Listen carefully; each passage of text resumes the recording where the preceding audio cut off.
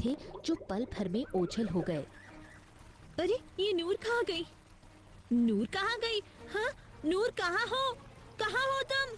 अरे मजाक मत करो, ऊपर आओ। देखो मैं जानती हूँ तुम हमारे साथ मजाक कर रही हो। अब और न सताओ और बाहर आ जाओ, चांद हलक में अटक गई है। समायरा के बोलने का कोई फायदा नहीं था क्योंकि नूर अब गायब हो चुकी थी।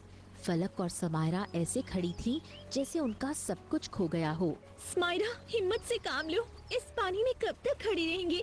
हमको बाहर निकलकर किसी से मदद लेनी होगी। नहीं नहीं, मैं अपनी सहेली के साथ यहाँ आई थी और उसी के साथ बाहर जाऊंगी पानी से। जब तक वो लौट कर नहीं आती तब तक नहीं जाऊंगी। समायरा के सिर पर जैसे पागलपन सवार हो गया। फलक हिम्मत करके उसको पानी से बाहर लाई। मेरी बात ध्यान से सुनो, वो तालाब के अंदर गायब हो गई है। उसके बाल देखे थे मैंने अंत में।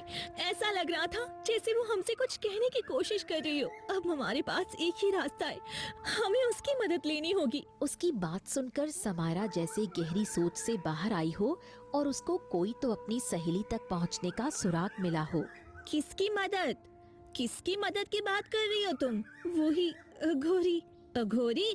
तुमने सोच भी कैसे लिया हाँ कि हम लोग उस अघोरी की मदद लेंगे? दूसरा कोई रास्ता है तुम्हारे पास?